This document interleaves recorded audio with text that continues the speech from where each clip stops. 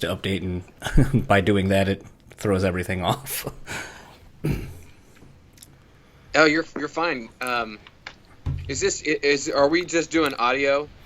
Yeah, I mean, it's up to you. I mean, you can do video. It can handle all of that. It can also just do the audio. It really doesn't matter either way. Oh, you know what? It's totally up to what you're used to doing. I just I didn't know how you did it, so I just wanted to make sure I was prepared for you. Typically, I mean, I like to, as weird as this may sound, I actually like to look at the person if possible, because sometimes I tend to find with some of the nonverbal, like if you're thinking about something, but like some people think and don't say anything, so sometimes it's like, are you there? Did I lose you? And so it creates awkward things like that I then have to go out and delete. But in the grand scheme of things, it's really fine. It's just a personal preference of. I usually tend to like to look at the person like it's a normal conversation, and then I don't feel so weird about just staring and looking at my wall. Yeah, I totally understand.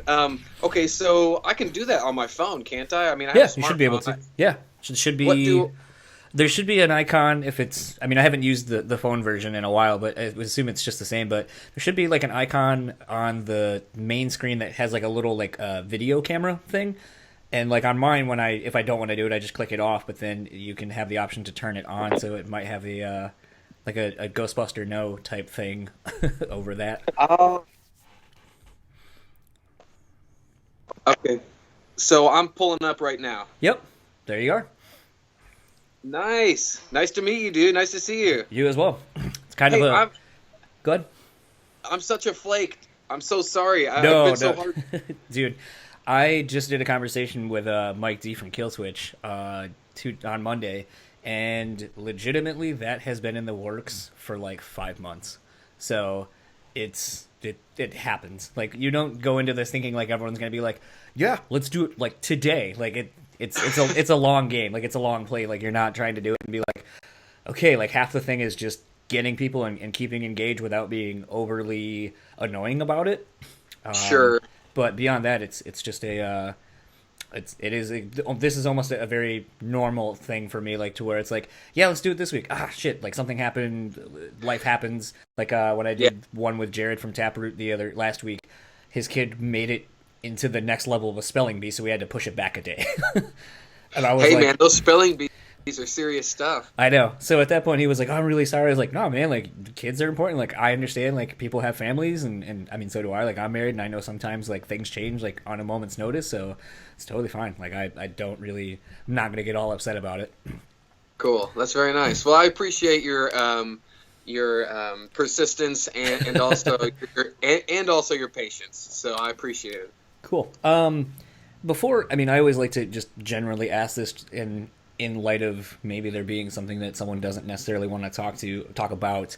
Obviously, like something for me that one of the main reasons I wanted to talk to you was obviously being in Revis. Like, it's kind of it's kind of interesting. Like, I still listen to that record probably at least once or twice every other week, all the way through, and I'm just like, man, this record's still so good. Like, it could come out now and still be flawless. Like, just as much as it is like showing my age, like 15 years ago when it Yeah. came out, when I was a senior in high school. So, Well, and, thank you. yeah, but pretty much just, I mean, really the only thing I could kind of think of maybe that would be a little uh, touchy, maybe that maybe don't want to necessarily talk about is just kind of the ending of the band, because in my research I don't think I've found anything. Like, it just says like the band disbanded in this year, got back together like a year later, started recording some stuff that was supposed to be a new record, disbanded like shortly thereafter, and there's never Yeah. really been a pseudo definitive answer. And it's like it's always kind of like not bothered me, but I've always just like it's like when I was talking with Nate from Finch, and like my favorite record of theirs was the second one they put out, and then basically they broke up 5 days after I saw them in Detroit. And it was just very weird. So like when we got to talk finally about like that record and it being like one of my favorites, and since they didn't do a lot of press, it kind of felt like I finally had closure from as a fan. Like I finally got to Yeah. like know what happened, and I kind of got some closure. And like the nice thing was is like I didn't ask it in a way to like give me the dirt. I don't need that. I just kind of want some like, well, you know, this was kind of going on, and you know, we all kind of collectively were in different places, and you know, someone was having a family, and so on and so forth, and you know, it just kind of that happened. and that's fine. But like I said, there's not that answer even out there. So it was kind of rewarding when I put out the episode with Nate, and a lot of people were like, "Oh man, that record's like one of my favorite records too." I didn't know all of this stuff about that record. You know, this band didn't do a whole lot of press at that point, and very much for me is very similar. Like I tried to find a bunch of interviews, and there's just really not, because back then like there wasn't YouTube and stuff like that for people to just actively put information and content out.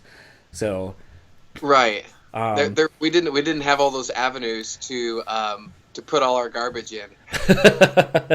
there is that too. Well, no, but you know what?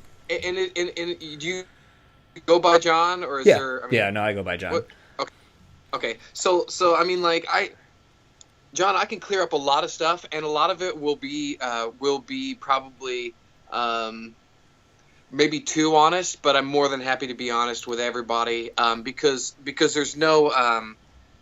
It wasn't one person's fault, and if it was one person's fault, it's probably mostly mine. I'll take the blame. So there's nothing that's too touchy, and I can go over all that with you as we maybe go into maybe the different generations of what Revis was, because there was, the second album that was supposed to come out in 2010, and I can even go through that stuff. Oh, yeah, I was going to hit on that too.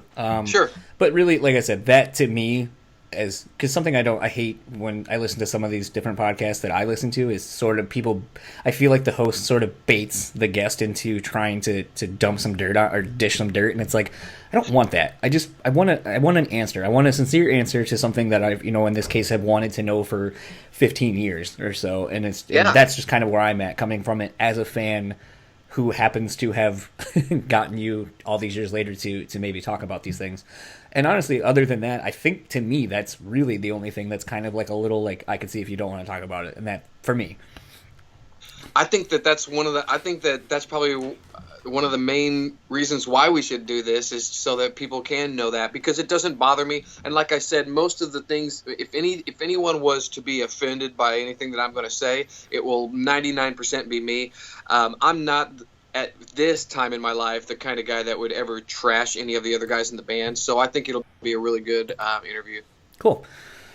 Well, let's get into the actual interview podcast itself. Cool. So I have the distinct pleasure at this point of talking with Justin Holman of the band Revis, a band that I grew to really love in high school. And I think anyone who will listen to this is probably around the same age as I am, in my almost mid-30s at this point. So first of all, I want to say thank you for taking the time to do this. I don't know if you get many inquiries to do any of this stuff or talk about something that hasn't really been a thing for a very long time, but I was really stoked when you finally answered.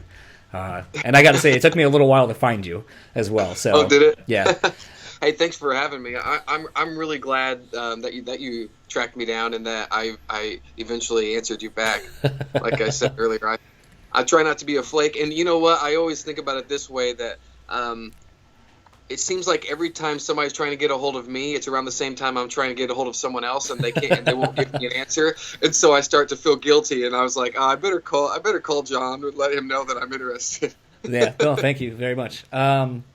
So let's start where everything starts. The very beginning, your background, what got you into music, just kind of the formative years before maybe getting into the heavier meat and potatoes of Revis itself. Sure. Well, I always enjoyed singing. I'd say that I started enjoying singing whenever I was in 7th grade, 8th grade. I had someone tell me that I had a good voice then. Just this girl I went to school with, her name was Talia. She said, "Justin, you have a really good voice." And I thought, oh, that's cool. I didn't think anything of it, but I thought that was really nice. And I loved music. I had a passion for music, but I didn't really actually have any confidence or do anything with music until probably I was a senior. I was about 17. So I went through high school, and my focus really was on visual arts. I'm blessed to be a really gifted visual artist. I can draw, I can paint and ink. But I started to get into music and had some buddies that were in a band when I was in high school, and I really wanted to do something like that. I enjoyed I enjoyed music a lot. I knew that I could sing, but I never had a band experience. I grew up in a really small town, so the fact that there even was a band was actually a really cool thing because it's really small. It's Southern Illinois, and the town's like 6,000 people. But I remember they had a band, and I remember thinking to myself, I could do that. I could be the singer of a band. I love music enough that I could do that. And so, actually, that band that was around whenever I was in high school, going into the first year of college, broke up, and the singer of that band was actually Nathaniel, the songwriter for Revis and backup singer and backup guitar player, rhythm guitar player. And he and I, along with someone that I was working at a golf course with, Robert Davis, Robert, myself, and Nathaniel started playing together. After work, we'd meet at my house in my parents' living room, and we'd learn covers and we started writing. It's funny because we started learning covers, but we started writing original music immediately. That's just like we wanted to write. We wanted to be a band. And so that was around 1998, going into 99. And we started to develop the band Revis, which was called Orco then, from that point. And from there, it just kind of, we were really, really blessed, to be honest, because when we first started, Robert's grandmother owned a music store. So we literally had everything at our disposal, to guitars, amps, Vocal we PA. would go. Yeah, I mean, we had a full PA, and in the back of the music store was an actual stage, like a demo stage, and that's where we practiced. I mean, like we literally, we were spoiled. Yeah. But we took advantage of it too. So I mean, it's one thing to be spoiled. A lot of people get everything they want, but they're not good at it. But we worked really hard. You know what I mean? Yeah. We worked really hard, and we practiced probably 2 or 3 times a week. We were working. We were living and doing that too. That was probably between 98 and 2000. And then Orco, which turned into Revis, started getting bigger and bigger locally. And I don't know how much detail you want, but that's around the time when we moved to Los Angeles from Southern Illinois. With me living here in Michigan, so not very far from where you were. Sure. What was the scene like at back then? Because in the late '90s, it's interesting to think of music back then because you kind of were sort of obviously like the grunge scene was kind of almost over at that point. Yeah. But the emphasis on nu metal wasn't quite around yet. It was kind of starting to come, and then metalcore, like the stuff like Killswitch Engage and stuff, was sort of starting to happen, but further out east. So it's like all the music that would start to kind of permeate into the mainstream wasn't happening yet. So you guys were in this really interesting like epicenter of like everything that was about to happen before it did, and especially here in the Midwest. So what was the scene kind of like as you were coming through, and like what were some of your influences and contemporaries as you were coming up? Well, when we first started, first of all, for all of us, it was a lot different. For Robert, the lead guitar player, he was completely and totally raised on classic rock. And you can see and hear the influences in jazz, blues. You can see and hear the influences in his guitar playing, which is very impressive. The guy is complete rock star. He's amazing. But I think that around that time it was still, we were heavily influenced by radio because we didn't have anything else. There was a cornfield and a radio, so whatever the labels were pumping through is what we were listening to. We tried. The internet wasn't really giving us anything then. You know what I mean? So it's not like we had Spotify. So that we could listen to a bunch of indie stuff. So we were being fed. We were being corn fed, unfortunately. Let's be legitimate about it. We were being fed what the radios were being fed by the labels. So with that being said, obviously when we first started, there was heavy influence from bands like Creed. There were heavy influences from Three Doors Down, who was a baby band, just started. But we were covering Three Doors Down. At the same time, we loved Seven Dust. We loved, we were into everything that came out of the late '80s and early '90s that wasn't grunge as well. So that also had influence. We loved Soundgarden. we were the grunge scene did completely and totally kind of give us an endoskeleton of what to build over, what Revis is going to build over, Right. Pearl Jam and stuff like that. But it wasn't a complete influence because like I said, Robert was influenced a lot by classic rock. When I say that, I mean like Stones, Led Zeppelin. I know that he loved like Steely Dan and stuff like that. Stuff that his mom and dad introduced him to, and also the Beatles. Nathaniel was a huge Beatles fan. So I mean, like there was it's always a bunch of stuff. But I guess it's kind of a hard thing to really kind of put a pin in, because it's so many things from so many different people in the band, coming together and making it. So I mean, like we had the radio feeding the stuff, and we also had our own personal favorite things that we liked. I always liked a little bit of the heavier stuff, and probably a little bit of the cheesier stuff. So I was always thankful to have Robert and Nathaniel's their opinion on where I wanted to go with like certain melodies and stuff, or but I mean, for the most part, it just came from everywhere. It's kind of interesting, because I think that's what the other reason that I really love the record that eventually came out, Places for Breathing, is just that it has a lot of different styles, but it's not rooted in any one thing. So therefore, as a result, it really sounds. It's not tied to any one era. Like, so I think it can translate over the decades and still sound relevant. But again, I'll get to that in pretty soon. So you guys ended up moving out to LA, and a lot of times, I think back then, a lot of bands you would see, like, bands like Emery, who were out in like the southern states, like I think North Carolina or whatever, and then they moved out to Seattle because that was where like the bands that they were interested in were kind of getting found. How scary was it to kind of go all in and be like, all right, we're gonna pick up and move out west? It was scary. It was scary because, for me personally, it was scary because I'm a big homebody. I mean, I'm a country boy, and I didn't really know what it was going to be like to be away from the family.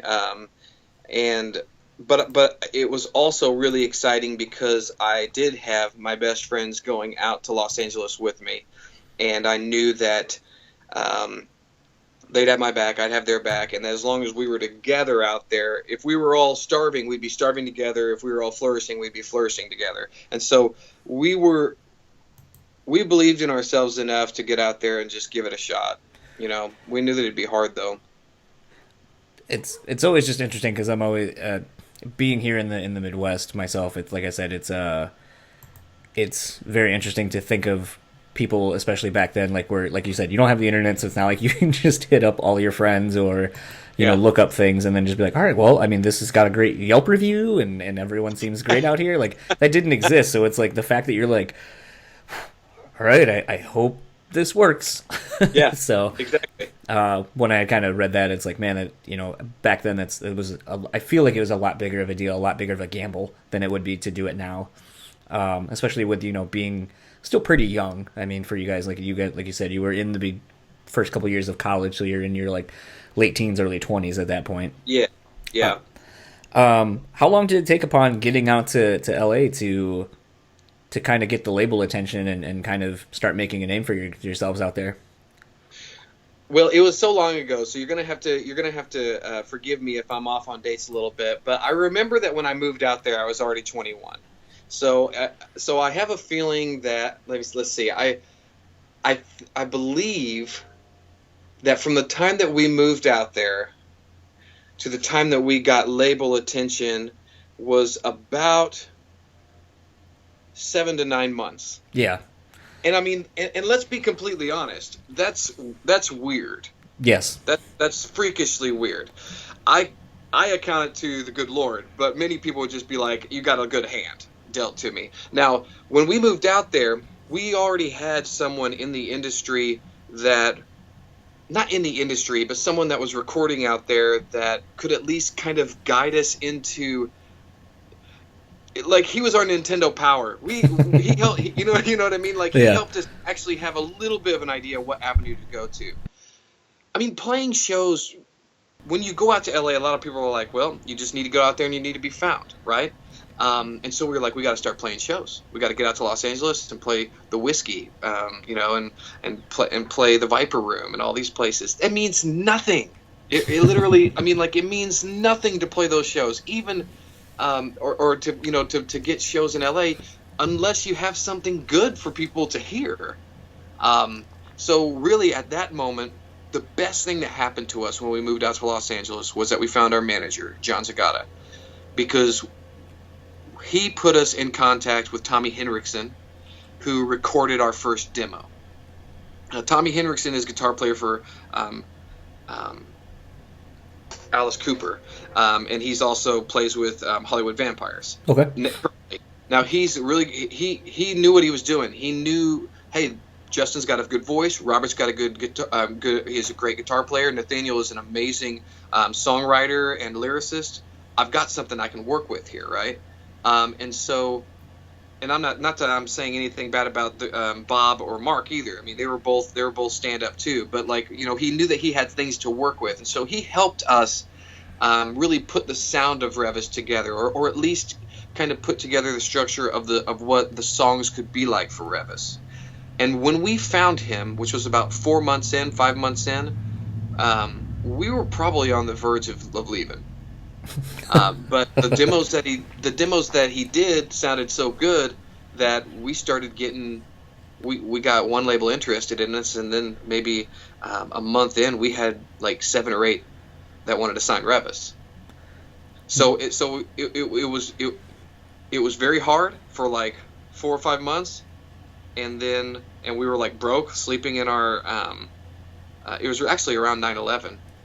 Actually, it was very close to 9/11, because the day that because on 9/11 we had gotten kicked out of our apartment and we were sleeping in our practice pad, and I remember waking up to someone saying, "Hey, you guys need to wake up and see what's going on." But around that time was around the time when we started getting stuff put together for Revis. So, you guys, and I'm blanking on exactly who put out the record off the top of my head because I focus more on the actual record stuff.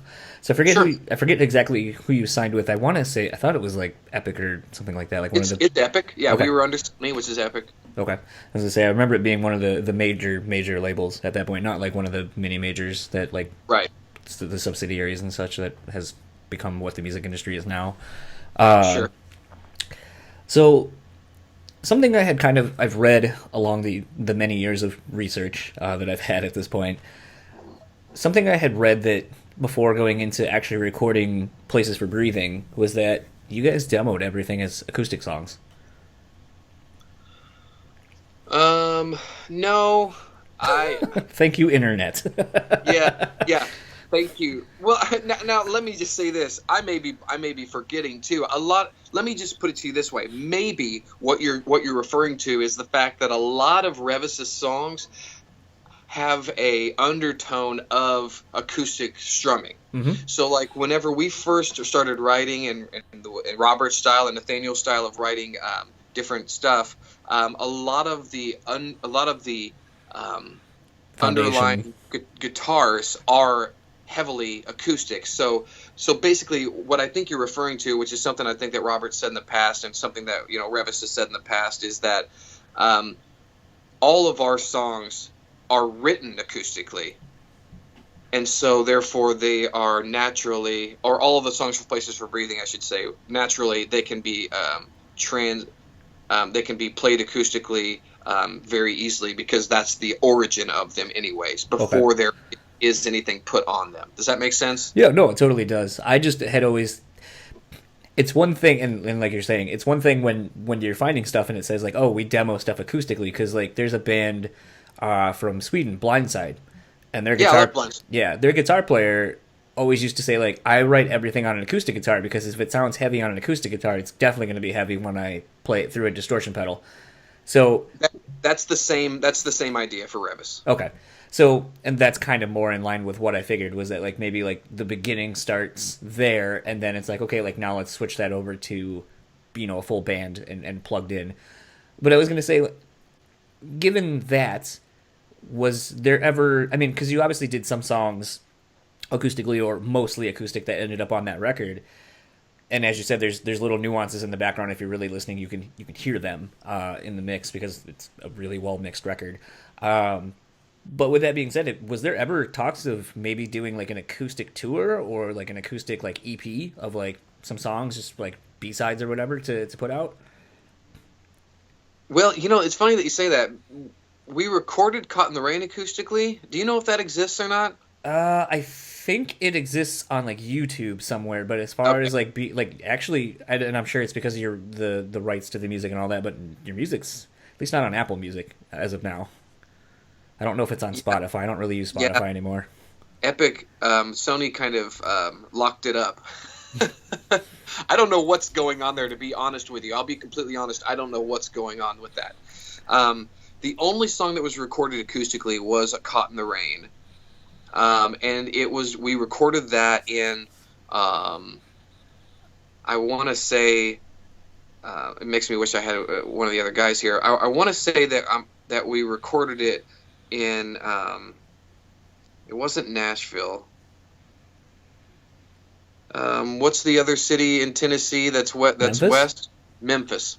So I think that we recorded "Caught in the Rain" acoustically in Memphis. Okay, but we did that because we were having to do so many acoustic Radio things. radio things that if there was ever a possibility that we needed a pre-record, we'd have it just for live situations and such, so that you could just pull the guitars out and me sing over.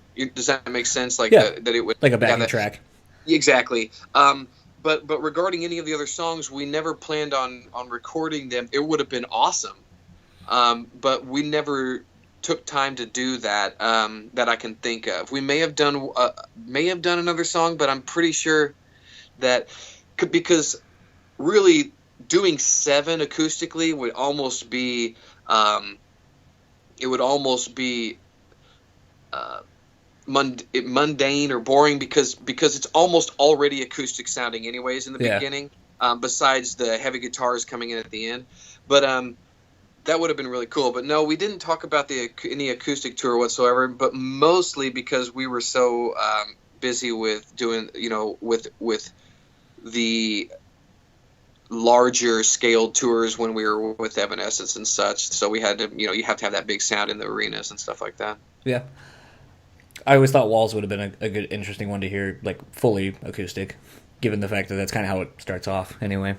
I agree completely. I love that song. Plus, I think there's room for a lot of different vocal ideas and melodies and such in an acoustic realm. Like, instead of having the higher guitars and louder, you can kind of go more softer and do more, I think, interesting things. I've always thought. Yeah, you can slow it down and kind of give it a different life. Yeah. Yeah. So, Places for Breathing. We're gonna just kind of get right into it. It's when I heard "Caught in the Rain," the thing that always kind of, as the first single and the first thing that most of us are going to hear, because I mean a lot of people aren't going to have been able to have seen you locally, like whether it be from here in the Midwest or even out west in LA, is just how sonically good it is. Like everything, like there's nothing fighting for space. Like the drums come in, they're really punchy, and it kind of is a nice build, and there's room for the guitars and everything to go, and then it kind of all fades back to showcase your voice and your lyrics and all that kind of stuff. And I've always thought like the album's just so well produced and arranged. Like it's I would say, interestingly enough, I think the only record I can think of that's a debut that just is so strong out the gate and just is 100, like just so good, is Panic at the Disco's "A Fever You Can't Sweat Out." Like that's just a great pop record. Like there's just so much going on, and I've always said it's probably one of the best like pop debuts or debut records like of probably the last 10-15 years. And I still stand by that. Like I just bought it on vinyl, and I'm always still like, man, there's just little nuances to this record that keep bringing you back. And very much the same thing with Places for Breathing. There's always like little things that I catch upon every listen, and I'm always like, man, this record's just so well done. So I kind of wanted to know a little bit more about the recording process. Like, you guys recorded at NRG Studios, which is Yeah. arguably one of the more famous studios like around. You got to produce it with Don Gilmore, who I think at that point was just coming off of Meteora and or Hybrid Theory with Linkin Park and a handful of other bands. Yeah. And Yeah. so, and I'm just gonna kind of Go like ahead. say these things just to kind of throw the just the name dropping right away because then I'll ask questions about all of it. You have Andy Wallace mixing it, and even more amazing because at that point I think you guys were just getting ready to get your new drummer, but you had Josh Freese, who was at that point in 2002 had played with or played on I should say the Good Charlotte, Young and the Restless record, had done Seether's first record, had done I think he had done a punk record I'm blanking on. He basically was on any record that was huge in 2000 to 2002. The Perfect Circle, like he was on everything.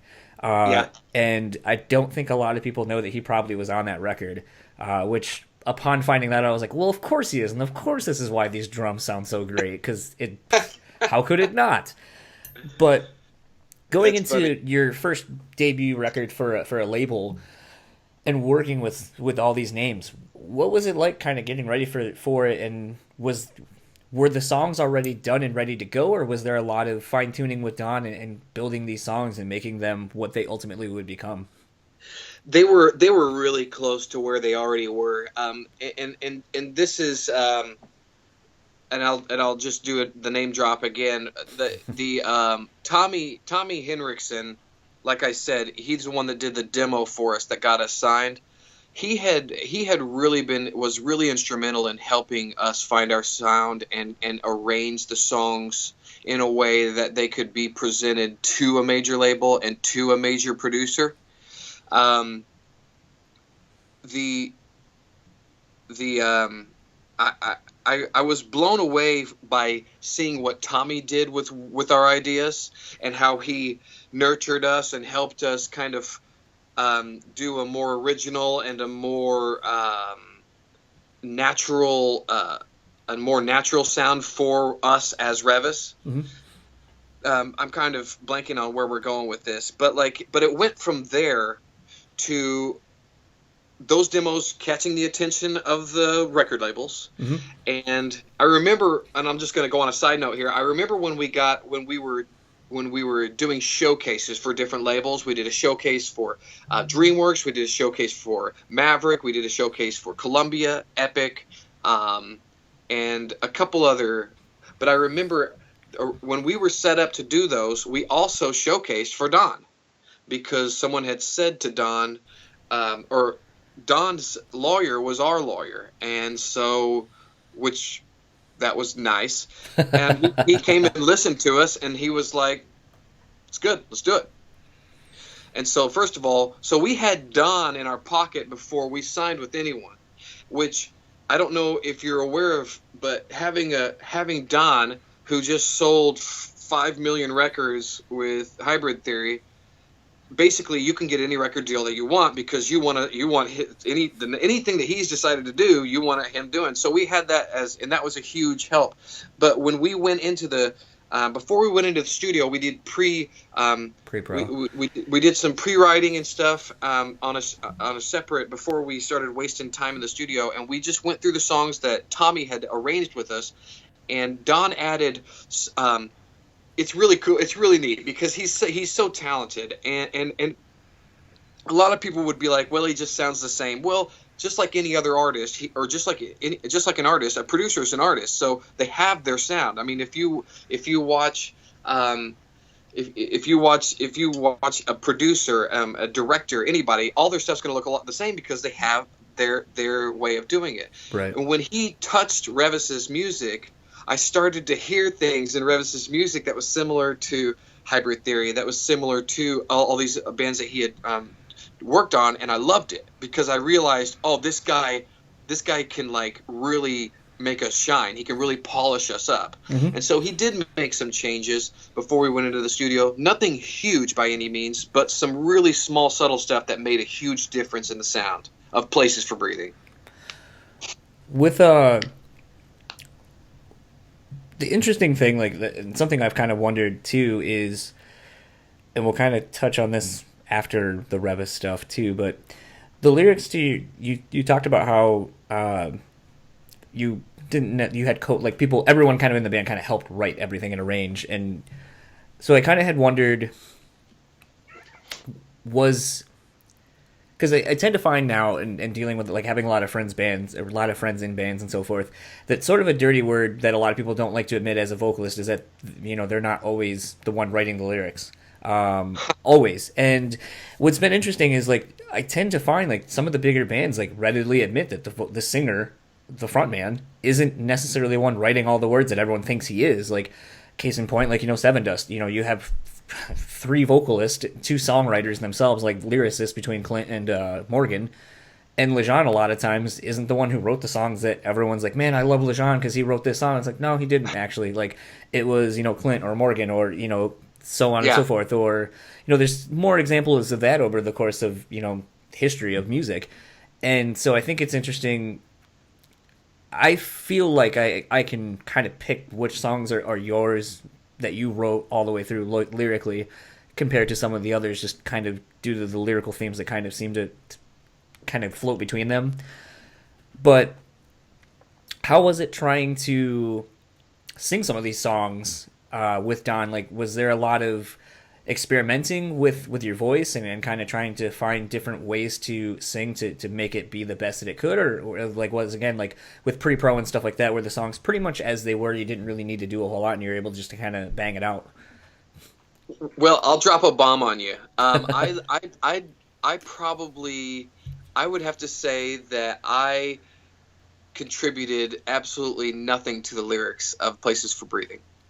Nathaniel and Don, once we were signed, I mean, like it was really, obviously, if there was something that wasn't working, if words weren't working that I was recording, you know, that Nathaniel or that Don had already talked about, then I would say, hey, what about this word or what about that? But Nathaniel, from the beginning of the band, basically wrote the lyrics. I wanted him to. He was a poet, and I liked the stuff that he wrote. I wrote my own stuff, but but when Revis got signed, it really became a Robert and Nathaniel guitar thing, and Nathaniel and Tommy, or Nathaniel and Don doing the final lyrics, because he's just a gifted lyricist. I mean, like, he would come up with things that I would love, and so it really never bothered me. And it's good that people can know and that he can have the credit, because that's one thing Nathaniel deserves, is that he is an incredible lyricist and incredible songwriter, and so is Robert. But for the most part, I'd say 99 to 95% of Places for Breathing's lyrics were written by Nathaniel with help from Robert, myself, and Don. But for the most part, it was Nathaniel. And only the only times when they'd get changed was when something just wouldn't sound right, or my voice just wouldn't complement it right. I will say this, though: when Nathaniel was writing for Places for Breathing, or when we came in with what we had done with Tommy, Don had Nathaniel give him the lyrics, write them all down, and he did the same thing that he did with the guys from Linkin Park. He set Nathaniel down at a Mac, at a computer, and said, I don't like this line, I don't like this line, I don't like this line, I don't like this line, and just had him write all day long.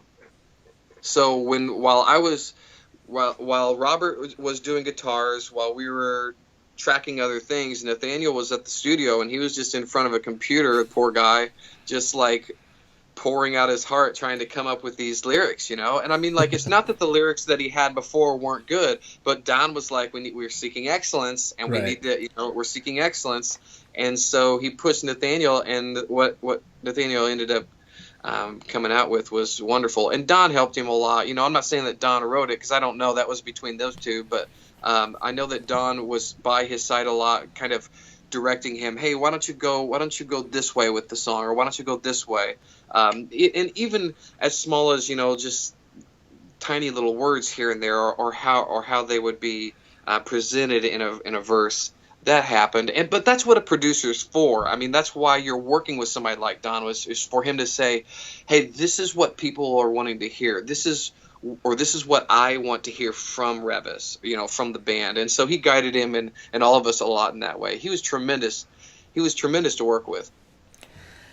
I had always wondered if with working with the pedigree of everyone that kind of had their hands on the record, if it added pressure for you guys outside of what there already is for putting out a record, your first record with a label, where everything's kind of the first everything. Like, okay, this is our first record with this label. This is the first time of us going to a big fancy studio, working with a big name producer. Like, when you have the pedigree of like I said, everything like between, and I don't know if having Andy mixing it, if that was predetermined or if that was something like, hey, we handed this record in, and then they're like, hey, here's your list of producers that we can give you for this record, and then you choose from that.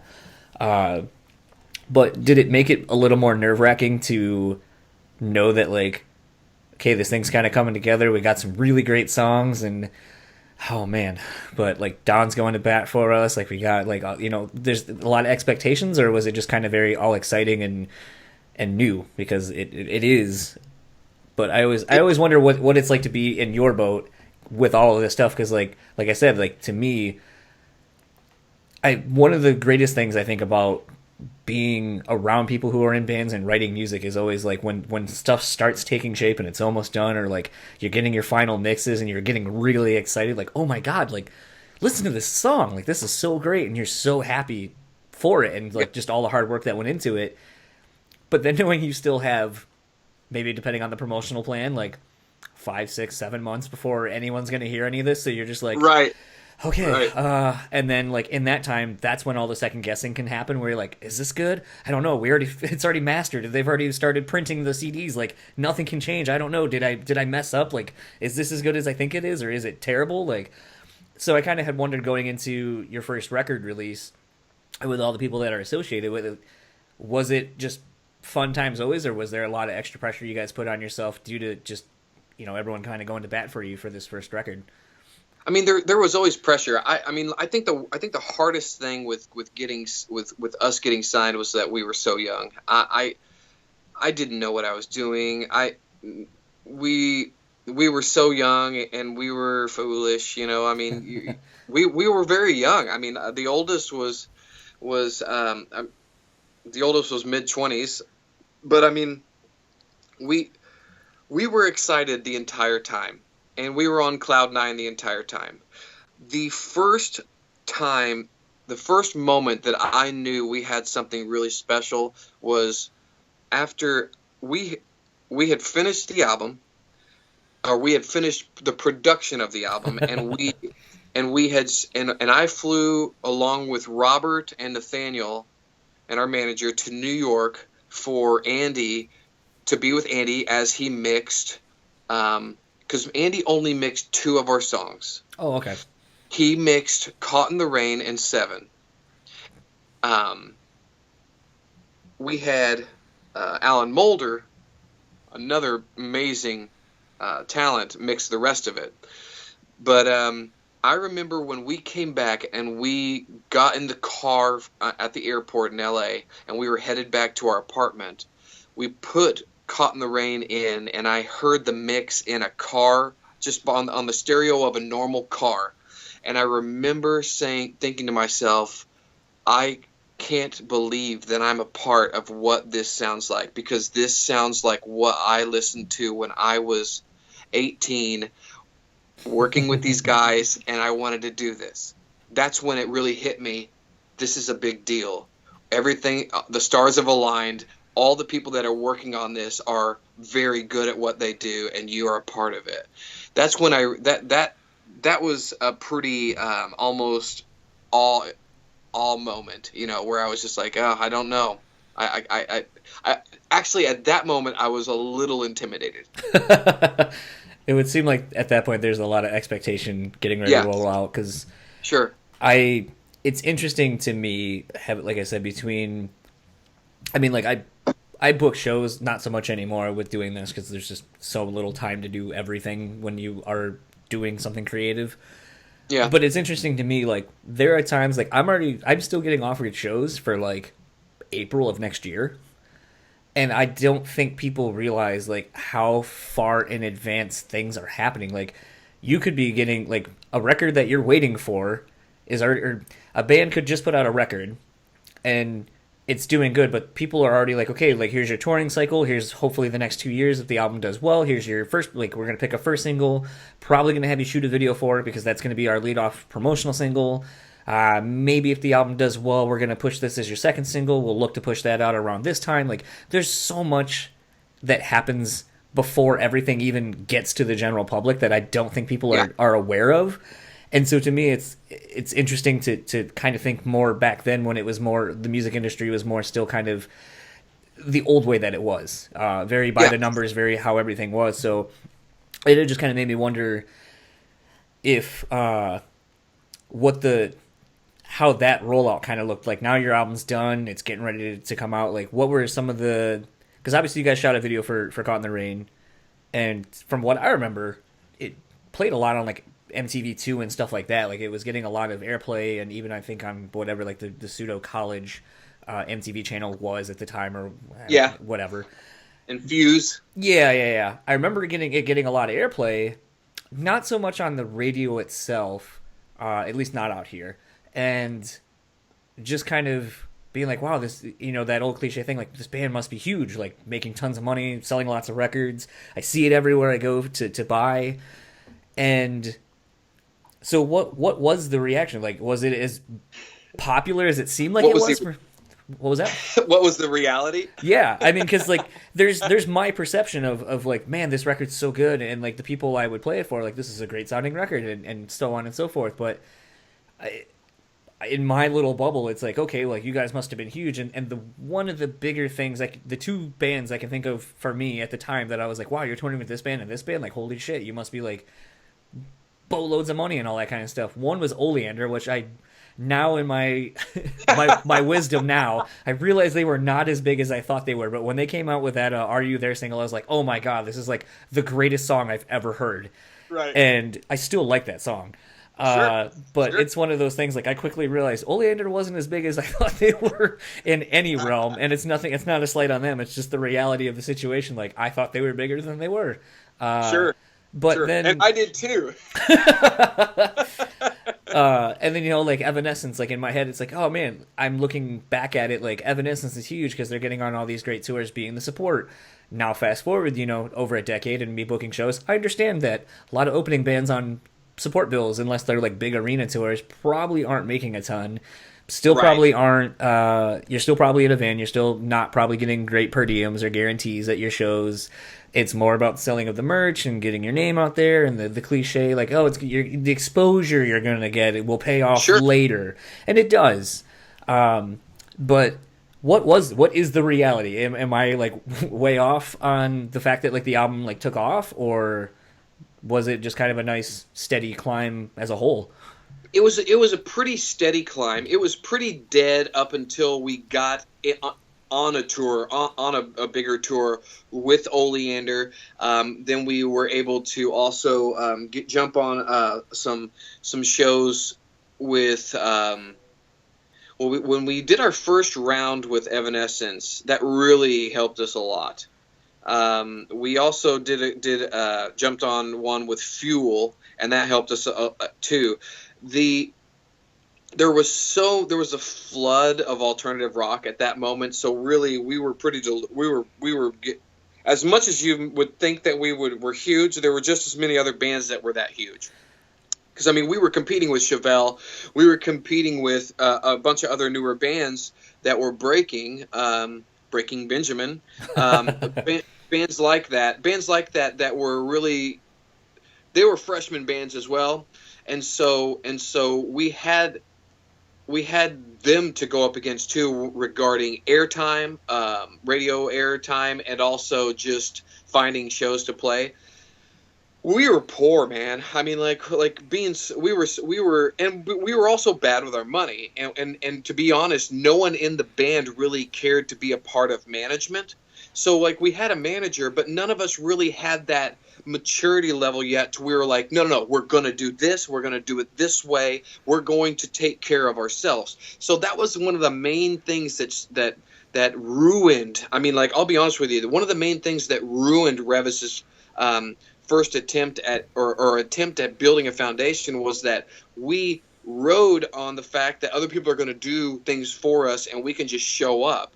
And really, when I look back at it now, and I look at and I've talked to other guys, and I really see how they did it, we should have been much more proactive in our branding. So, but I mean, like, when we got on the bigger tour, I'd say we really started picking up momentum and having a more comfortable life when we were touring with Evanescence, and we went from United States tour over to Europe tour. The Europe tour was really hard because we were still kind of broke, but the exposure we were getting was really helping us sell merch and really helping us get a lot more plays regarding anything that was available online was probably getting ripped anyways. But it provided us more opportunities to get on TV shows, more opportunities to get songs on movies and TV series and stuff like that. But we were pretty much always poor the whole time. It's funny to think of that you were really at the forefront of pirating records and stuff like that, but you also were sort of at the cusp of, or actually you were at the tail end also of like syncs for like movies and video games and stuff like that. Like, that doesn't really exist much anymore. Not like it did back then. At least as like, you don't see the big sound, like, because I remember collecting soundtracks, as weird as that is, but like, think of some of the movies and the iconic soundtracks of the songs from the soundtracks, like Queen of the Damned or The Crow, or even the first like Fast and the Furious and all of these kind of things. Like, songs in soundtracks were huge, and I don't think that's a thing really anymore. And I don't know if it's just due to the fact that it costs too much money for all the clearances and the rights and all that kind of stuff. But you guys were one of those bands that I feel like Caught in the Rain and a few of the others songs that were not necessarily singles but ended up in stuff. Like, it seemed like you were everywhere and just kind of blowing up. So it's interesting to hear that even in spite of that it's like, the business side of the music business kind of screws you a little bit, I think, in the grand scheme of things. I mean, I never want to put the blame for Revis's dysfunction or failure on anyone or anything in particular, because it happened for multiple reasons. But I'd say that there's two main reasons why Revis failed. One of the main reasons is because of Revis themselves, and the other reason is because there's three. One of the reasons is because of Revis. One of the reasons is because there was just too much money going out to too many bands under Sony. We just couldn't get enough underneath us to really skyrocket the Places for Breathing album. And the third is that the music industry was crumbling.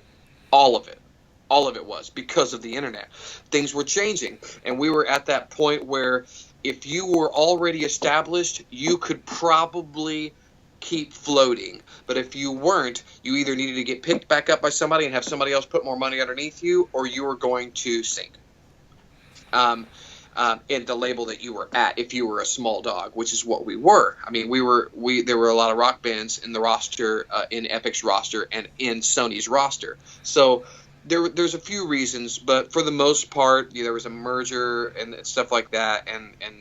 But I'm getting off track. But basically, I mean, like, we didn't have much foundation monetarily. So that's just what happened. I always wondered. I mean, you guys got to tour with Pearl Jam, which, I mean, and Pearl Jam has always been at just the next level as far as being a live band and touring and so forth. And even back then, still probably at the riding the high still, because the first couple of records weren't as far removed as, like, say, if they were to tour now and, you got like 10 records under their belt. What was touring with Pearl Jam like, and did any of the guys in the band, like, kind of give you any advice while out on the road, or was it just kind of like they're there and we're here and you show up and play and that's it? Yeah, I mean, like we did play some shows with Pearl Jam. I didn't ever speak to one person in Pearl Jam. Now, David, our drummer, spoke with Matt a little bit, and I think that maybe my bass player spoke with a couple of them, but for the most part, they didn't speak to us. And I think that the main reason we got on that tour was because they were bothered or bugged into letting this freshman band tour with them because they were with Sony. And so there was a parent company. It's basically a parent telling the older brother to tell the younger brother to let the younger brother go to the skating rink with them, or they're not going to be able to go out this weekend, you know? Right. And so that's basically what happened. I didn't ever talk to Eddie. I didn't ever talk to anybody. I would have loved to. I was a huge fan. It wasn't an ego thing at all. I probably would have been really even more nervous. But I never met any of them or talked to them. So that's how uncool that story is. It's one of those, in listening to a lot of different podcasts, something that some of these bands that have been around for a long time, they talk about is the cosign of a younger band, you know, kind of doing something to kind of show like, we like this band, we're taking them out with us. And it always kind of seems like, especially back around then, that Pearl Jam always took out like kind of the young upstart band that was, you know, kind of doing pretty good and was sort of in the same vein as them, but offered a little something different, kind of would bring in a younger audience maybe that was like me, like where it's like, I like Pearl Jam. Oh, but Revis is opening? Oh, well, now I really want to go. And right. So they're getting the money off of the opening band, which is, you know, another trick, you know, that some of the older bands do. You kind of bring the young band in, you get their fans, and then it kind of sure. like the money goes to you and a little bit goes to the band that, you know, brought all these people in. So I wasn't sure if it was a thing like where, you know, like someone in the band was like, man, you know, we got your record from the label ahead of time and we've really been cranking it like on this tour, and so we're really glad to have you out, and, you know, blah blah blah blah blah, or if it's very much like you said where it's like, no, none of us really talked to anyone, and we'd show up, we'd play, then we'd get done, and we'd probably either start driving or whatever and watch them, and that was it. Yeah, I mean, it was that case with other bands, but not with Pearl Jam. I think that they probably could have cared less, to be honest. But that's okay too, completely. You know what I mean? Like, I look at it, you know, looking at it with legitimately, looking at it realistically. I wouldn't have expected that from them. You know what I mean? So it wasn't a big deal. It's not like we were hurt by any means. So, from what I remember, pretty much right after that tour it seemed like the buzz was that you were about to start writing the next record. And I can't remember if there was even like a demo version of something that had kind of leaked in whatever form that looked like back then, like around 2003 or 2004. But it seemed like there was, I think, like 3 or 4 songs that had kind of made the rounds on the internet, and then it was like I was getting excited for a new record, and then it was just like, we're done. And even that seemed very abrupt. Like, it was like I went to look like on MySpace or something one day, and it was like, yeah, we're done. And I was like, wait, weren't you just recording? Like, what's going on with all these songs, and what's going on with everything? Like, how? Again, very naive at that point. It's like, how does the band that's on a major label that just came off a tour with Pearl Jam, like, how do they just break up? Like, it's not like you were hearing in magazines of like all infighting or anything like that. Like, it didn't seem like that was happening. So it's just seemed very abrupt from my perspective. And I don't know if it was, like you said a little bit ago, like there were 3 things kind of leading to the beginning of the breakup, I guess. But was it really like kind of when it happened, like kind of it had been slowly coming to a head, and it wasn't until like, you know, you're off the road and things kind of are starting to be more, instead of like, well, I'll deal with that later. Well, now later is here and I have to deal with it, and these are things that we have to address, and well, I guess we're just going to kind of dissolve this and go our separate ways is, I guess, in short, what happened? Well, okay, so it was, we came off the road in 2003, and I was getting married. So I got married at the end of 2003 in December, and I actually so I was back here in Illinois, and the other guys were in Los Angeles. The bass player Bob was let go from the band around that time. earlier in 2004 while I was still here. I I I remember that there was a moment in time when Robert and Nathaniel and David were all writing songs for the new album, but I was here honeymooning with the new wife and also preparing for my first child. Now, that period of time to the point to where I had my first child is kind of foggy. I don't remember exactly what was going on, but I do remember that those guys were out in LA and I was spending a lot of time with my pregnant wife. In that moment, there was in those few months that would happen in between there was probably a lot of talk on their end of, do we need Justin as the singer, or can we do this with Nathaniel being the singer, or should we get a different singer because Justin seems to be pretty wrapped up with his new family, right? Which I totally understand, but and so there started to be a little bit of dissension in Revis at that moment. They started sending me music that I didn't really care for, and that they were working on. It seemed to be a little bit more in the vein of Radiohead than it was rock. Mm-hmm. And so when I got back into LA in June, it was around May or June of 2004, because I was flying back and forth here and there. But when I got back, I could tell that there was some serious, I don't know if it was anger or just bitterness of, where have you been, Justin? What's going on? Like, where have you been? This is before we were dropped. And so I tried to, I felt like I was out of place in the band. I felt like they didn't mind that I felt that I was out of place.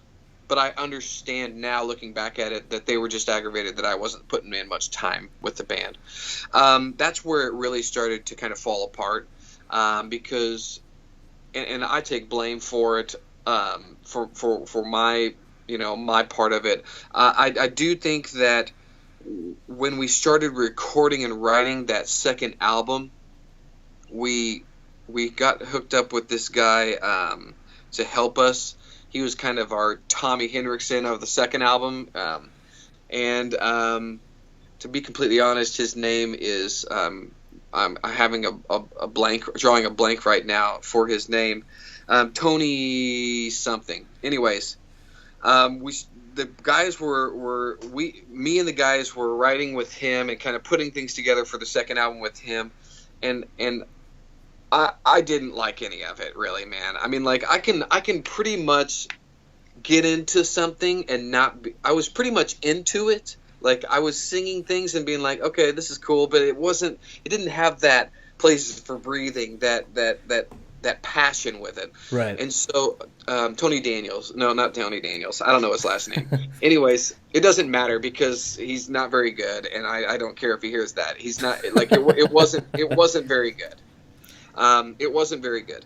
And so, like, we recorded that, and I remember our A&R guy hearing it, and I could just see in his face that, like, what are you doing? Like, this is, like you used to make, like, you're not doing it right, what's going on? Like, whatever's changed, stop, And I think that a lot of it had to do with influences, musical influences, like wanting to sound like Radiohead, wanting to sound, when you get the idea in your head, it's cool to be obscure, mm-hmm. and it begins to manifest and, like, turn into an obsession. You miss the mark completely because you go from being what is naturally the way you sound into trying to sound so weird and obscure that it fails. Right. Does that make sense? No, totally. I think that that's what happened with the second album is, hey, we want to sound even more different. We do not want to sound like the alternative rock anymore. The guys desperately did not want to be labeled a alternative rock band or a this top 40 rock band. They wanted to get more respect. And I think that the more that they started going down that path, the more obscure we started to sound. and when there was the merger with BMG and Sony, and the label started cutting bands, and we gave them this album, this second album, they were like, nah, it's not working. And we got dropped. And so from there, in my mind, like I said, I'm a homebody, and I really was, and by that time we had my first child. I was like, I'm done. There was bitterness in the band, and I take full responsibility for being a selfish, immature fool then. But there was bitterness and there was dissension, and it just split. And I still loved the guys in the band. I still wanted to write, but I did not want to write the obscure stuff. I wanted to be a part of what Revis was, of what brought us to Revis, which was we loved rock. I loved to sing loud and high, and we weren't doing that in that second album that was with us when we got dropped. And so I just moved back to Illinois, and just waited and just hoped. And I even worked with Robert a little bit in that time afterwards, but nothing came of it, and it just kind of died. I'm trying to, because it seemed like you guys were gone for about a year officially. And then, so that would have put it at about 2005. And I want to say like 2006, it seemed like, and the interesting thing sort of about like the tail end of the band is that this is when social media was around, like when we had MySpace and you had your top eights, right. and it was easy to find bands and kind of sort of keep up with the members who you could find the pages, or if, they were more like, hey, here's my page, like whatever, start following me, or let's be friends, or however you want to put it.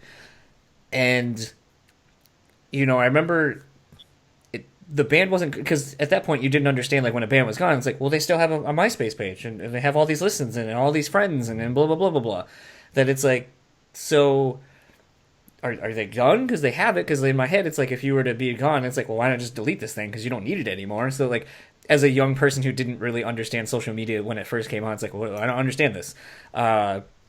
And like I said, there wasn't a whole lot of press around it. It just kind of seemed like it was done. I think maybe there was like a thing like, hey, like it's been a good ride, and we're not doing it anymore. Sorry, thanks for all the years of support. The cliche like post the release. Sure. And then it seemed like in 2006 or 7, whatever, I think 2006, it seemed like there was like a song that came out. I don't remember if it was a demo or a video or whatever. But it seemed like almost like, hey, we're back. And we're trying to figure out what the band is going to look like at this point. We don't have a label, but here's... Yeah. And so at that point I was like, oh shit, like the band's back. And I think I even remember at that point, because that's when I really was trying to figure out how to book bands, and I thought it was just as easy as like, hey, I live here in Michigan, and you don't have a label, but not understanding like you might still have a booking agent and all that kind of stuff. And I just remember being like, hey, like, are you guys touring? Like, I would love to bring you through Michigan because I never got a chance to see you. And then I got a thing that was like, hey, we're not doing anything now. We'll keep you in touch. Message us later. We might be looking to do some shows around this time. And then I think I messaged back a few months later, and I was like, no, we're done. I was like, oh. So, well, and then you guys were gone again. Yeah, that was around the time that Robert was with Hensley. So we had broken up. We were not together. Robert was out in Los Angeles. Nathaniel and I were back here. I was probably working at like Toys R Us or something, man. But Nathaniel and I, so Robert was out in Los Angeles. He was playing guitar with Hensley, and maybe a couple other bands. Nathaniel and I had started working on music again. We had written Red Letter Day. We had written Metrosexual Man, and we had written Taste in a Flash. Those are three Revis songs that probably no one has ever heard. Maybe a couple of them they've heard, but those are the songs that we were like, let's go back out to Los Angeles and let's do this again. And so Nathaniel and I moved out to Los Angeles, and we're living with one of our friends, Terry Weigel, and we were starting to record again with Tommy, and we actually were there was a little bit of bitterness between not bitterness, but just oddness between Robert and myself, and maybe all three of us. I don't remember. It's always been kind of dramatic and like I said, I take full responsibility because at that time my ego was through the roof and I was a complete fool. But we started to record new songs, and that's probably what you're talking about, because we did start to put some stuff up on MySpace, and we did start to put some stuff up just to try to draw some more attention. And I remember I remember there beginning to be some animosity between Nathaniel and myself while we were out there. And I don't know if it had to do with the fact that he wasn't going to be the singer, or if it had to do with the fact that I don't know what it was. I honestly don't. But we were living together. We had fought a couple times. And I remember things had been bitter, and he had taken me to the airport for me to go home and to see my first wife and my child. And when I got out of the car, he said, "Hey man, I guess I'll see you here in a little bit. When you get back, try to lose some weight while you're in Illinois." And I remember, I mean, obviously it bothered me. I remember the second that he said that, I said to myself, I'm done with him. I'm done with people that are going to tell me what to do, stuff like that. I shouldn't have taken it so personally. But the fact that he was worried about my weight instead of worried about us getting just music written, that really bothered me, and I didn't want him lording over me like that. And it was one of the reasons why we had dissipated in the beginning in 2004 and 5. Mm-hmm. And so I remember getting on the plane and saying to myself, I'm not coming back. And I know that sounds really bitter and really small, but if you look at a lot of the pieces that brought us to that point, that was kind of like the straw. You know what I mean? Yep. And so that's where it fell apart again, and Nathaniel and Robert just carried on from there. Revis fell apart completely in 2007 from that try to rebirth. Yep. And that's when Nathaniel and Robert started to begin the yelling. Yeah. What I don't really remember if the yelling ever finished those songs that were aptly being used as Revis, the vehicle as Revis at the time. Sure. So what's going on with those songs, and do you think they'll ever be released? Even in those Revis songs? Yes, because like I said, unless they ended up being morphed and used and changed to be the yelling, which I don't really remember ever checking that band out, because to me it didn't have what made Revis, if that makes any sense. Well, anything that the yelling did, let me just put it to you this way: anything that the yelling officially released wasn't ever a Revis song. Okay. So there may have been little bitty pieces that may have been intended to be Revis songs, but anything that the yelling, and I respect the guys. They respect me. I respect them. I would never put any of them down. I love them and think that they're awesome. But anything that the yelling put out was never intended to be Revis. So that's cool. That's all good. Regarding the songs that Robert, Nathaniel, and I recorded with Tommy, no, they will never be released. They aren't good enough to be released. The songs, some of the song ideas are good enough to be redone, but they'll never be released. I might give them to you, but nobody else. You might be surprised at how many songs like that I've gotten through doing this, surprisingly, that I can never show anyone, which always kind of is a bummer. But it's fun for me, like, to do, where it's like, oh, I have this thing, and then people are like, what is that? It's like, it doesn't matter. It's just the thing I have. Right. So now more to the flip side of, we got to talk about Places for Breathing, which, like I said, is probably in one of my all-time favorite records, top to bottom. Still, listen to it all the time. But something in my research of just the inquisitiveness of what happened to the band, what happened with you, for a while I couldn't find anything, and thankfully through the powers of Facebook and kind of being able to snoop around and try to find you. Like, I think initially I found like a joint account for like you and your wife, and I was like, I don't really want to send a question to a joint account because that just feels weird. So then I think I found your actual account, and through kind of looking through what I could see without being friends or whatever, because I think your stuff's sort of like private, I saw that it looked like you are working on some new stuff.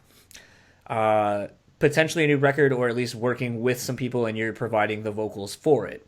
So, what have you been up to since everything's been kind of done, and musically that you can kind of tell us about?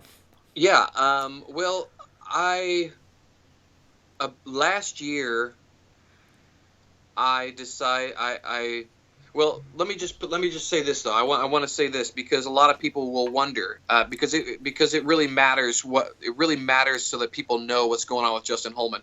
4 years ago, I was saved. I became a Christian, and my whole life changed. So, wondering why I keep saying what I used to be and the way I am now, I'm a lot different. I was an egomaniac. Most singers are. Most musicians are. But my life changed about 4 years ago. Because I was addicted to drugs and just was kind of losing myself. 4 years ago, my life changed. I asked Jesus into my heart, and I became a different person. I did lose my first marriage and a lot of good friends because of my drug addiction. But with that being said, and what Christ has done in me, I kind of started a new life and got kind of a new idea of what Justin Holman is. I know that I'm a exceptional singer. I know that I can sing better than most. I know that I have something to provide to an industry that's looking for something that with professional musicianship. But last year I finally came to the point and had enough support where I decided to record a new album. I didn't know what to do, but I had someone reach out to me and about Revis, saying that they were a fan. And his name is Robert Venable. He's a good friend now, but at the time I didn't really know much about him. But he's a music producer and engineer out of Nashville, and at the time that he reached out to me, he had just finished doing some stuff with 21 Pilots.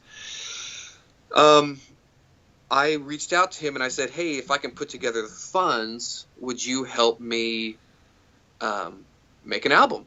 I can play guitar, I can sing, but I need musicians because I don't want to go through putting a band together just to do this album. I just want to do the album, and I want you to help me find some guys to do it." And so he said, "Yes, I will. I'd love to." He was a fan of Revis, and we had been talking just because, we'd been talking, and he had introduced himself. And so from December last year until today, we have been writing and recording an album for what's underneath the name Holman, and it's a Christian album. It's rock and it's also worship, but it's got a little bit of everything, and it's basically done and getting mastered this week. Interesting. Are you gonna? I can't help but ask this. Are you gonna go under? You're gonna change the name, like your last name, and make it like Whole, man, Holman? No, that just seems like something that typically you would kind of like flip in the Christian music landscape. Like things like that I've kind of seen where it's like a sort of play on words. It is someone's last name, but it's just all that like, marketing aspect of things. I don't know. And regarding marketing, and you know what, John? I mean, like regarding marketing and all that, this is the beginning of what Holman is. So we just literally did the album, and it's funny that we're doing this interview because I literally just sent it to my old A&R guy and a couple of other peers yesterday. I literally just got stuff to send to people. For the band Holman. I don't know what the future is for it. Now, in what I dream in my heart, I'd love to go into the Christian rock world and dominate. I want to do it again. I love the stage. I love performing for people. I don't know if that's the future. You know what I mean? That's really up to God. That's really up to what other people think of it. But what I am hoping is that the 9 songs that I wrote and that recorded with Robert, I hope that it at least gets my foot in the door so that people are like, oh, you know what? Maybe I can get some good co-writers with me and we can get some even better stuff so that I can do an officially released album. That's really the only thing I want to give this thing credit to do, but I don't know what's in the future for it. With you having been outside of the music industry for a little while now, is a lot of this that you're sort of about to embark on, does it seem familiar, or is so much change that you're just very much like, man, I don't even know what it looks like now to be in the industry, like, because I mean labels are more or less kind of gone, distribution's kind of weird now that you can do stuff like on your own through uploading your stuff onto iTunes and so on and so forth. A lot of times labels aren't necessarily needed outside of the distribution that they may have and or the money to back you and put you into magazines, even though a lot of magazines are going digital, so it Sure. goes back to being online. So what I think good. Well, I think the main focus for me as a professional musician at this point is to get a good management team and to get a good distribution team behind me. I don't know what that means though either, because I don't even really have the official product yet, and so until I get that, I don't really know what I have to work with or what the interest is. But I'm not intimidated by it because if anything, it's easier than it was, and so I'm more at the point now to where I've got everything I need to go. I'm just looking at where the best avenues are and what would work the best for Justin Holman to go out again. But I'm not intimidated by it. If anything, I feel more confident in where I can be because I am wiser now, and I think I'm better prepared now than I was then. What have you started playing out at all, or Yeah, doing? Have you? Is it just yeah. more like a solo thing, like doing kind of solo, like an evening with kind of a thing, or do you have kind of some guys you jam with at this point to kind of flesh out your ideas in a live setting? Yeah. I have some guys that I'm playing with locally that are representing the Holman band. They aren't officially parts of the Holman band, but I do appreciate them, and I have been.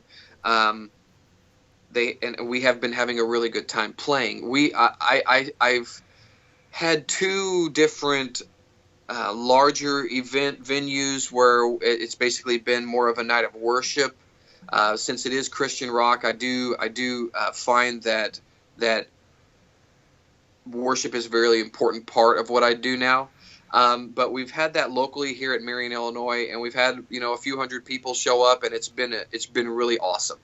And we've played original Holman music. I have played some other shows as well, and it's been great. It's just the beginning of it, so really there's probably only about 5 or 6 shows under my belt. But with that being said, it's a lot better.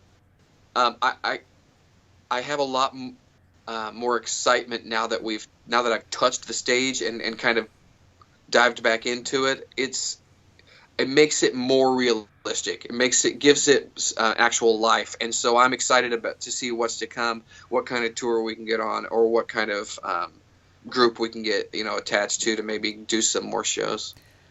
Does it feel a little bit more rewarding with it just being your thing than Revis? I It is. I never. I always really appreciated the guys that were a part of Revis. So like even in me talking about the dissension and the things happening between me and the other guys, I never didn't respect them because we would have never gotten to where we were without every single one of us.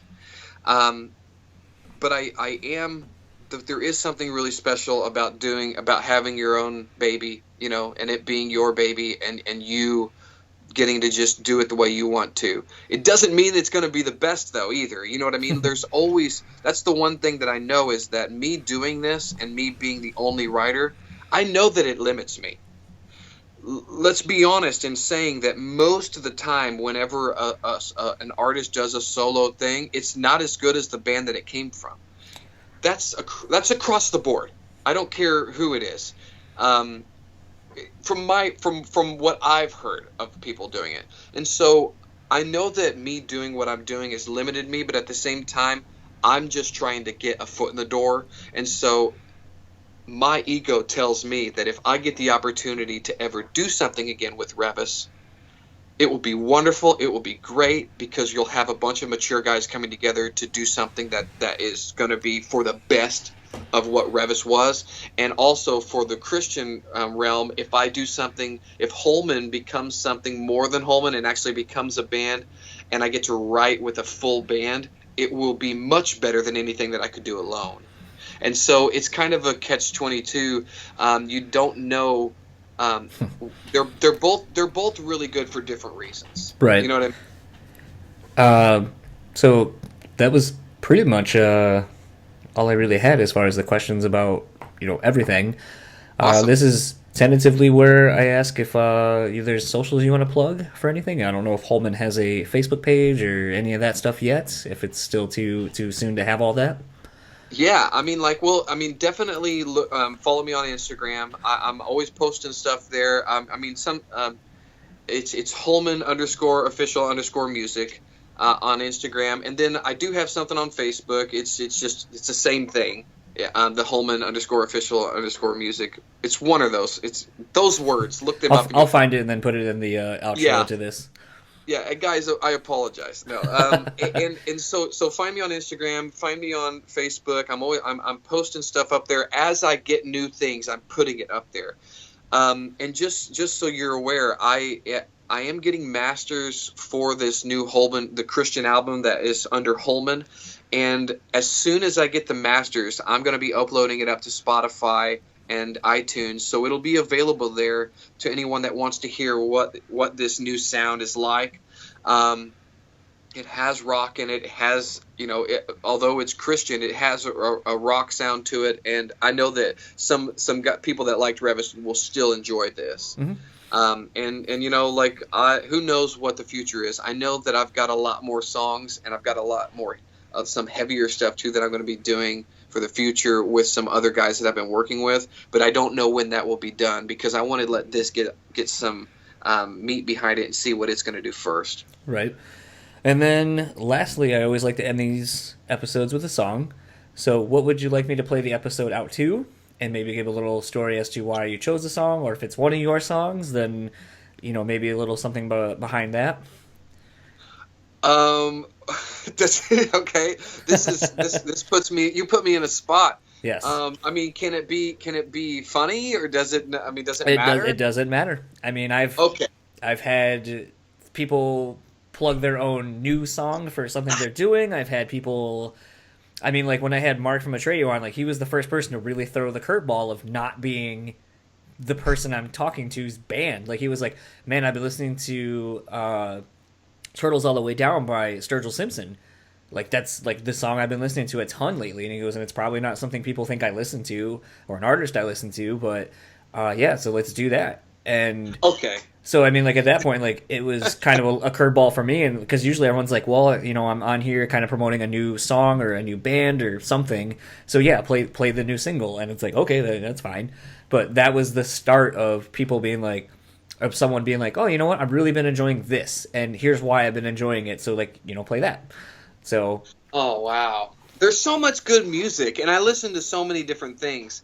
I definitely won't plug myself. I don't know why. Maybe it's just because I don't want to do that. But I would love.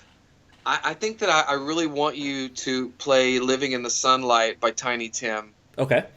Because I love Tiny Tim. He rocks. I love obscure music or just funny old music that was really popular or that had this mini 15 minutes of fame, Yeah.